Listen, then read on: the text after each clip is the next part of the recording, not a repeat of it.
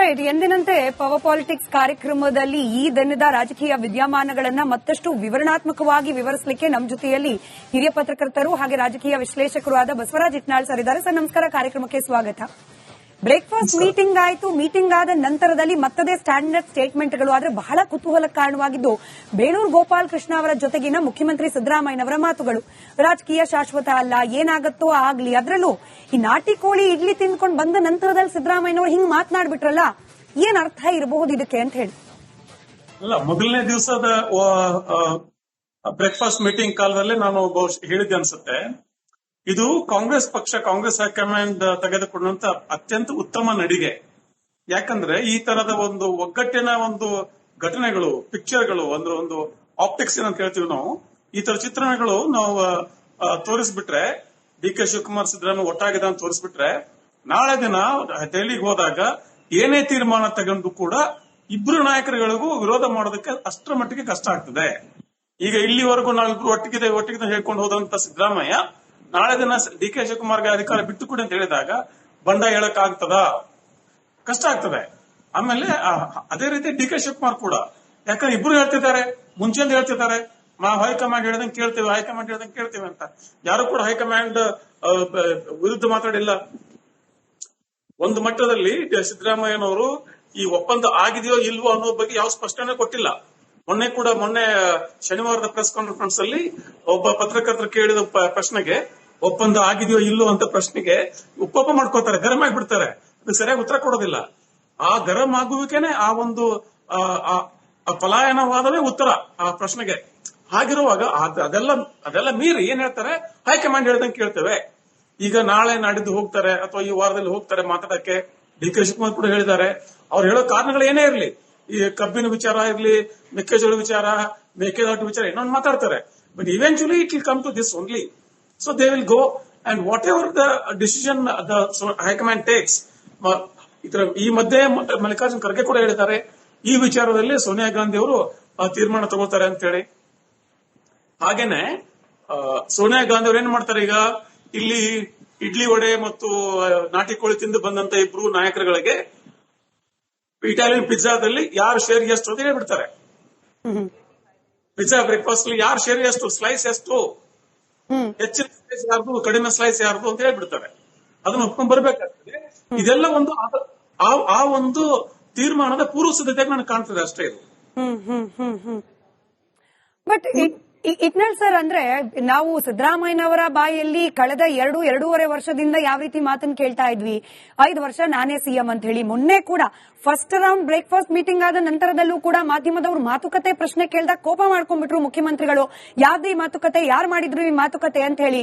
ಇವತ್ತು ಬೇಳೂರು ಗೋಪಾಲ್ ಕೃಷ್ಣ ಅವರ ಜೊತೆಯಲ್ಲಿ ಮಾತನಾಡುವಾಗ ರಾಜಕೀಯ ವೈರಾಗ್ಯದ ರೀತಿಯಲ್ಲಿ ಮಾತನಾಡಿದೆಯಲ್ಲ, like can we predict from this?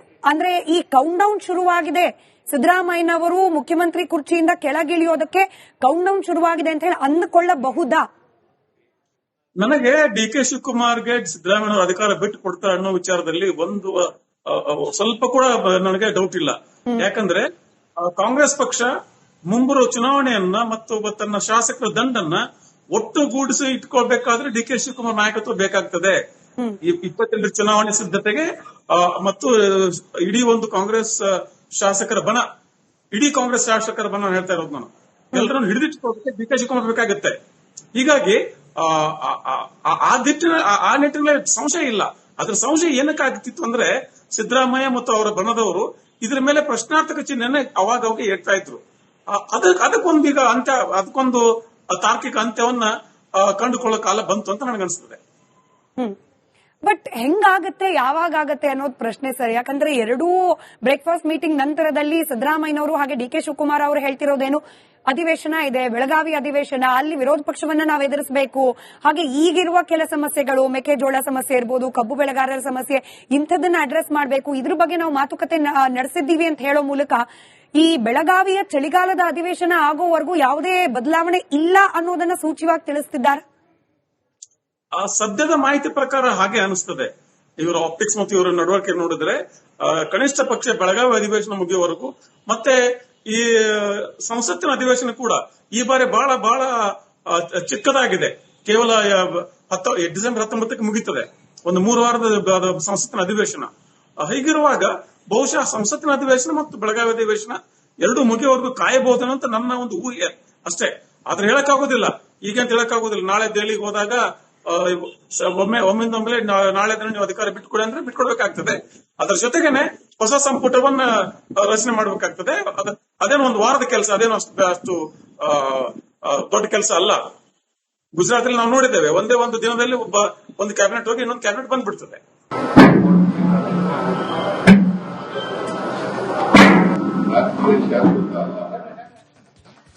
Right. ಎಂದಿನಂತೆ ಪವರ್ ಪಾಲಿಟಿಕ್ಸ್ ಕಾರ್ಯಕ್ರಮದಲ್ಲಿ ಈ ದಿನದ ರಾಜಕೀಯ ವಿದ್ಯಮಾನಗಳನ್ನ ಮತ್ತಷ್ಟು ವಿವರಣಾತ್ಮಕವಾಗಿ ವಿವರಿಸಲಿಕ್ಕೆ ನಮ್ಮ ಜೊತೆಯಲ್ಲಿ ಹಿರಿಯ ಪತ್ರಕರ್ತರು ಹಾಗೆ ರಾಜಕೀಯ ವಿಶ್ಲೇಷಕರು ಆದ ಬಸವರಾಜ್ ಇಟ್ನಾಳ್ ಸರ್ ಇದ್ದಾರೆ. ಸರ್ ನಮಸ್ಕಾರ, ಕಾರ್ಯಕ್ರಮಕ್ಕೆ ಸ್ವಾಗತ. ಬ್ರೇಕ್ಫಾಸ್ಟ್ ಮೀಟಿಂಗ್ ಆಯಿತು. ಮೀಟಿಂಗ್ ಆದ ನಂತರದಲ್ಲಿ ಮತ್ತದೇ ಸ್ಟ್ಯಾಂಡರ್ಡ್ ಸ್ಟೇಟ್ಮೆಂಟ್ಗಳು. ಆದ್ರೆ ಬಹಳ ಕುತೂಹಲಕ್ಕೆ ಕಾರಣವಾಗಿದ್ದು ಬೇಳೂರು ಗೋಪಾಲ್ ಕೃಷ್ಣ ಅವರ ಜೊತೆಗಿನ ಮುಖ್ಯಮಂತ್ರಿ ಸಿದ್ದರಾಮಯ್ಯನವರ ಮಾತುಗಳು. ರಾಜಕೀಯ ಶಾಶ್ವತ ಅಲ್ಲ, ಏನಾಗತ್ತೋ ಆಗ್ಲಿ. ಅದರಲ್ಲೂ ಈ ನಾಟಿ ಕೋಳಿ ಇಡ್ಲಿ ತಿಂದ್ಕೊಂಡು ಬಂದ ನಂತರದಲ್ಲಿ ಸಿದ್ದರಾಮಯ್ಯನವರು ಹಿಂಗ್ ಮಾತನಾಡ್ಬಿಟ್ರಲ್ಲ, ಏನ್ ಅರ್ಥ ಇರಬಹುದು ಇದಕ್ಕೆ ಅಂತ ಹೇಳಿ. ಅಲ್ಲ, ಮೊದಲನೇ ದಿವಸದ ಬ್ರೇಕ್ಫಾಸ್ಟ್ ಮೀಟಿಂಗ್ ಕಾಲದಲ್ಲಿ ನಾನು ಹೇಳಿದ್ದೆ ಅನ್ಸುತ್ತೆ, ಇದು ಕಾಂಗ್ರೆಸ್ ಪಕ್ಷ, ಕಾಂಗ್ರೆಸ್ ಹೈಕಮಾಂಡ್ ತೆಗೆದುಕೊಂಡಂತ ಅತ್ಯಂತ ಉತ್ತಮ ನಡಿಗೆ. ಯಾಕಂದ್ರೆ ಈ ತರದ ಒಂದು ಒಗ್ಗಟ್ಟಿನ ಒಂದು ಘಟನೆಗಳು, ಪಿಕ್ಚರ್ಗಳು, ಅಂದ್ರೆ ಒಂದು ಆಪ್ಟಿಕ್ಸ್ ಅಂತ ಹೇಳ್ತೀವಿ ನಾವು, ಈ ತರ ಚಿತ್ರಣಗಳು ನಾವು ತೋರಿಸ್ಬಿಟ್ರೆ, ಡಿ ಕೆ ಶಿವಕುಮಾರ್ ಸಿದ್ದರಾಮಯ್ಯ ಒಟ್ಟಾಗಿದೆ ಅಂತ ತೋರಿಸ್ಬಿಟ್ರೆ, ನಾಳೆ ದಿನ ದೆಹಲಿಗೆ ಹೋದಾಗ ಏನೇ ತೀರ್ಮಾನ ತಗೊಂಡು ಕೂಡ ಇಬ್ರು ನಾಯಕರುಗಳಿಗೂ ವಿರೋಧ ಮಾಡೋದಕ್ಕೆ ಅಷ್ಟರ ಮಟ್ಟಿಗೆ ಕಷ್ಟ ಆಗ್ತದೆ. ಈಗ ಇಲ್ಲಿವರೆಗೂ ನಾವಿಬ್ರು ಒಟ್ಟಿಗೆ ಹೇಳ್ಕೊಂಡು ಹೋದಂತ ಸಿದ್ದರಾಮಯ್ಯ ನಾಳೆ ದಿನ ಡಿ ಕೆ ಶಿವಕುಮಾರ್ಗೆ ಅಧಿಕಾರ ಬಿಟ್ಟು ಕೊಡಿ ಅಂತ ಹೇಳಿದಾಗ ಬಂಡ ಹೇಳಕ್ ಆಗ್ತದ? ಕಷ್ಟ ಆಗ್ತದೆ. ಆಮೇಲೆ ಅದೇ ರೀತಿ ಡಿ ಕೆ ಶಿವಕುಮಾರ್ ಕೂಡ, ಯಾಕಂದ್ರೆ ಇಬ್ರು ಹೇಳ್ತಿದ್ದಾರೆ, ಮುಂಚೆಂದ ಹೇಳ್ತಿದ್ದಾರೆ, ಹೈಕಮಾಂಡ್ ಹೇಳ್ದಂಗೆ ಕೇಳ್ತೇವೆ, ಹೈಕಮಾಂಡ್ ಹೇಳ್ದಂಗೆ ಕೇಳ್ತೇವೆ ಅಂತ. ಯಾರು ಕೂಡ ಹೈಕಮಾಂಡ್ ವಿರುದ್ಧ ಮಾತಾಡಿಲ್ಲ. ಒಂದು ಮಟ್ಟದಲ್ಲಿ ಸಿದ್ದರಾಮಯ್ಯನವರು ಈ ಒಪ್ಪಂದ ಆಗಿದೆಯೋ ಇಲ್ವೋ ಅನ್ನೋ ಬಗ್ಗೆ ಯಾವ ಸ್ಪಷ್ಟನೆ ಕೊಟ್ಟಿಲ್ಲ.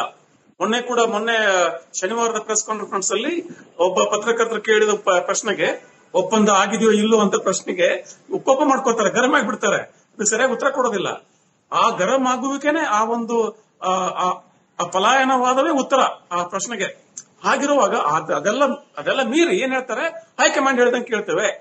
ಈಗ ನಾಳೆ ನಾಡಿದ್ದು ಹೋಗ್ತಾರೆ ಅಥವಾ ಈ ವಾರದಲ್ಲಿ ಹೋಗ್ತಾರೆ ಮಾತಾಡಕ್ಕೆ. ಡಿ ಕೆ ಶಿವಕುಮಾರ್ ಕೂಡ ಹೇಳಿದ್ದಾರೆ. ಅವ್ರು ಹೇಳೋ ಕಾರಣಗಳು ಏನೇ ಇರಲಿ, ಈ ಕಬ್ಬಿನ ವಿಚಾರ ಇರಲಿ, ಮೆಕ್ಕೆಜೋಳ ವಿಚಾರ, ಮೇಕೆದಾಟು ವಿಚಾರ ಇನ್ನೊಂದು ಮಾತಾಡ್ತಾರೆ. But eventually it will come to this only. So they will go and whatever the decision the high command takes. ಈ ಮಧ್ಯೆ ಮಲ್ಲಿಕಾರ್ಜುನ್ ಖರ್ಗೆ ಕೂಡ ಹೇಳಿದ್ದಾರೆ, ಈ ವಿಚಾರದಲ್ಲಿ ಸೋನಿಯಾ ಗಾಂಧಿ ಅವರು ತೀರ್ಮಾನ ತಗೊಳ್ತಾರೆ ಅಂತ ಹೇಳಿ. ಹಾಗೇನೆ ಸೋನಿಯಾ ಗಾಂಧಿ ಅವರು ಏನ್ ಮಾಡ್ತಾರೆ, ಈಗ ಇಲ್ಲಿ ಇಡ್ಲಿ ವಡೆ ಮತ್ತು ನಾಟಿ ಕೋಳಿ ತಿಂದು ಬಂದಂತ ಇಬ್ರು ನಾಯಕರುಗಳಿಗೆ ಇಟಾಲಿಯನ್ ಪಿಜ್ಜಾದಲ್ಲಿ ಯಾರು ಶೇರ್ ಎಷ್ಟು ಅಂತ ಹೇಳ್ಬಿಡ್ತಾರೆ. ಪಿಜ್ಜಾ ಬ್ರೇಕ್ಫಾಸ್ಟ್ ಅಲ್ಲಿ ಯಾರು ಶೇರ್ ಎಷ್ಟು, ಸ್ಲೈಸ್ ಎಷ್ಟು, ಹೆಚ್ಚಿನ ಸ್ಲೈಸ್ ಯಾರ್ದು, ಕಡಿಮೆ ಸ್ಲೈಸ್ ಯಾರ್ದು ಅಂತ ಹೇಳ್ಬಿಡ್ತಾರೆ. ಅದನ್ನ ಒಪ್ಕೊಂಡ್ ಬರ್ಬೇಕಾಗ್ತದೆ. ಇದೆಲ್ಲ ಒಂದು ಆ ಒಂದು ತೀರ್ಮಾನದ ಪೂರ್ವ ಸಿದ್ಧತೆಗೆ ನನಗೆ ಕಾಣ್ತದೆ ಅಷ್ಟೇ ಇದು. ಬಟ್ ಇಟ್ನಾಳ್ ಸರ್, ಅಂದ್ರೆ ನಾವು ಸಿದ್ದರಾಮಯ್ಯನವರ ಬಾಯಲ್ಲಿ ಕಳೆದ ಎರಡೂವರೆ ವರ್ಷದಿಂದ ಯಾವ ರೀತಿ ಮಾತನ್ನ ಕೇಳ್ತಾ ಇದ್ವಿ, 5 ವರ್ಷ ನಾನೇ ಸಿಎಂ ಅಂತ ಹೇಳಿ. ಮೊನ್ನೆ ಕೂಡ ಫಸ್ಟ್ ರೌಂಡ್ ಬ್ರೇಕ್ಫಾಸ್ಟ್ ಮೀಟಿಂಗ್ ಆದ ನಂತರದಲ್ಲೂ ಕೂಡ ಮಾಧ್ಯಮದವರು ಮಾತುಕತೆ ಪ್ರಶ್ನೆ ಕೇಳಿದಾಗ ಕೋಪ ಮಾಡ್ಕೊಂಡ್ಬಿಟ್ರು ಮುಖ್ಯಮಂತ್ರಿಗಳು. ಯಾವ್ದು ಈ ಮಾತುಕತೆ, ಯಾರು ಮಾಡಿದ್ರು ಈ ಮಾತುಕತೆ ಅಂತ ಹೇಳಿ. ಇವತ್ತು ಬೇಳೂರು ಗೋಪಾಲ್ ಕೃಷ್ಣ ಅವರ ಜೊತೆಯಲ್ಲಿ ಮಾತನಾಡುವಾಗ ರಾಜಕೀಯ ವೈರಾಗ್ಯದ ರೀತಿಯಲ್ಲಿ ಮಾತನಾಡಿದೆಯಲ್ಲ, like can we predict from this? ಅಂದ್ರೆ ಈ ಕೌಂಟ್ ಡೌನ್ ಶುರುವಾಗಿದೆ, ಸಿದ್ದರಾಮಯ್ಯನವರು ಮುಖ್ಯಮಂತ್ರಿ ಕುರ್ಚಿಯಿಂದ ಕೆಳಗಿಳಿಯೋದಕ್ಕೆ ಕೌಂಟ್ ಡೌನ್ ಶುರುವಾಗಿದೆ ಅಂತ ಹೇಳಿ ಅಂದುಕೊಳ್ಳಬಹುದಾ? ನನಗೆ ಡಿ ಕೆ ಶಿವಕುಮಾರ್ಗೆ ಸಿದ್ದರಾಮಯ್ಯ ಅಧಿಕಾರ ಬಿಟ್ಟು ಕೊಡ್ತಾರೆ ಅನ್ನೋ ವಿಚಾರದಲ್ಲಿ ಒಂದು ಸ್ವಲ್ಪ ಕೂಡ ನನಗೆ ಡೌಟ್ ಇಲ್ಲ. ಯಾಕಂದ್ರೆ ಕಾಂಗ್ರೆಸ್ ಪಕ್ಷ ಮುಂಬರುವ ಚುನಾವಣೆಯನ್ನ ಮತ್ತು ತನ್ನ ಶಾಸಕರ ದಂಡನ್ನ ಒಟ್ಟುಗೂಡಿಸಿ ಇಟ್ಕೊಳ್ಬೇಕಾದ್ರೆ ಡಿ ಕೆ ಶಿವಕುಮಾರ್ ನಾಯಕತ್ವ ಬೇಕಾಗ್ತದೆ. 28 ಚುನಾವಣೆ ಸಿದ್ಧತೆಗೆ ಮತ್ತು ಇಡೀ ಒಂದು ಕಾಂಗ್ರೆಸ್ ಶಾಸಕರ ಬಣ, ಇಡೀ ಕಾಂಗ್ರೆಸ್ ಶಾಸಕರ ಬಣ ಹೇಳ್ತಾ ಇರೋದು ನಾನು, ಎಲ್ಲರನ್ನು ಹಿಡಿದಿಟ್ಟುಕೊಳ್ಳೋದಕ್ಕೆ ಡಿ ಕೆ ಶಿವಕುಮಾರ್ ಬೇಕಾಗುತ್ತೆ. ಹೀಗಾಗಿ ಆ ನಿಟ್ಟಿನಲ್ಲಿ ಸಂಶಯ ಇಲ್ಲ. ಅದ್ರ ಸಂಶಯ ಏನಕ್ಕೆ ಆಗ್ತಿತ್ತು ಅಂದ್ರೆ, ಸಿದ್ದರಾಮಯ್ಯ ಮತ್ತು ಅವರ ಬಣದವರು ಇದ್ರ ಮೇಲೆ ಪ್ರಶ್ನಾರ್ಥಕ ಚಿಹ್ನೆಯನ್ನ ಅವಾಗ ಹೇಳ್ತಾ ಇದ್ರು. ಅದಕ್ಕೊಂದೀಗ ಅಂತ್ಯ, ಅದಕ್ಕೊಂದು ತಾರ್ಕಿಕ ಅಂತ್ಯವನ್ನ ಕಂಡುಕೊಳ್ಳೋ ಕಾಲ ಬಂತು ಅಂತ ನನಗನ್ಸ್ತದೆ. ಬಟ್ ಹೆಂಗಾಗತ್ತೆ ಯಾವಾಗ ಆಗತ್ತೆ ಅನ್ನೋದು ಪ್ರಶ್ನೆ ಸರ್. ಯಾಕಂದ್ರೆ ಎರಡೂ ಬ್ರೇಕ್ಫಾಸ್ಟ್ ಮೀಟಿಂಗ್ ನಂತರದಲ್ಲಿ ಸಿದ್ದರಾಮಯ್ಯನವರು ಹಾಗೆ ಡಿ ಕೆ ಶಿವಕುಮಾರ್ ಅವರು ಹೇಳ್ತಿರೋದೇನು, ಅಧಿವೇಶನ ಇದೆ, ಬೆಳಗಾವಿ ಅಧಿವೇಶನ, ಅಲ್ಲಿ ವಿರೋಧ ಪಕ್ಷವನ್ನ ನಾವು ಎದುರಿಸಬೇಕು, ಹಾಗೆ ಈಗಿರುವ ಕೆಲ ಸಮಸ್ಯೆಗಳು, ಮೆಕ್ಕೆಜೋಳ ಸಮಸ್ಯೆ ಇರ್ಬೋದು, ಕಬ್ಬು ಬೆಳೆಗಾರರ ಸಮಸ್ಯೆ, ಇಂಥದನ್ನ ಅಡ್ರೆಸ್ ಮಾಡಬೇಕು, ಇದ್ರ ಬಗ್ಗೆ ನಾವು ಮಾತುಕತೆ ನಡೆಸಿದ್ದೀವಿ ಅಂತ ಹೇಳೋ ಮೂಲಕ ಈ ಬೆಳಗಾವಿಯ ಚಳಿಗಾಲದ ಅಧಿವೇಶನ ಆಗೋವರೆಗೂ ಯಾವುದೇ ಬದಲಾವಣೆ ಇಲ್ಲ ಅನ್ನೋದನ್ನ ಸೂಚ್ಯವಾಗಿ ತಿಳಿಸ್ತಿದ್ದಾರೆ. ಆ ಸದ್ಯದ ಮಾಹಿತಿ ಪ್ರಕಾರ ಹಾಗೆ ಅನಿಸ್ತದೆ. ಇವರ ಆಪ್ಟಿಕ್ಸ್ ಮತ್ತು ಇವರ ನಡವಳಿಕೆ ನೋಡಿದ್ರೆ ಕನಿಷ್ಠ ಪಕ್ಷ ಬೆಳಗಾವಿ ಅಧಿವೇಶನ ಮುಗಿಯುವವರೆಗೂ ಮತ್ತೆ ಈ ಸಂಸತ್ತಿನ ಅಧಿವೇಶನ ಕೂಡ ಈ ಬಾರಿ ಬಹಳ ಬಹಳ ಚಿಕ್ಕದಾಗಿದೆ. ಕೇವಲ ಡಿಸೆಂಬರ್ 19ಕ್ಕೆ ಮುಗಿತದೆ, ಒಂದು 3 ವಾರದ ಸಂಸತ್ತಿನ ಅಧಿವೇಶನ.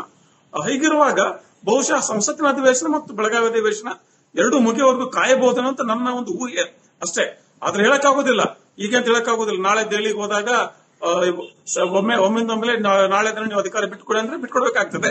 ಅದರ ಜೊತೆಗೇನೆ ಹೊಸ ಸಂಪುಟವನ್ನ ರಚನೆ ಮಾಡಬೇಕಾಗ್ತದೆ. ಅದೇನೋ ಒಂದು ವಾರದ ಕೆಲಸ, ಅದೇನೋ ಅಷ್ಟು ದೊಡ್ಡ ಕೆಲಸ ಅಲ್ಲ. ಗುಜರಾತ್ ಅಲ್ಲಿ ನಾವು ನೋಡಿದ್ದೇವೆ, ಒಂದೇ ಒಂದು ದಿನದಲ್ಲಿ ಒಂದು ಕ್ಯಾಬಿನೆಟ್ ಹೋಗಿ ಇನ್ನೊಂದು ಕ್ಯಾಬಿನೆಟ್ ಬಂದ್ಬಿಡ್ತದೆ.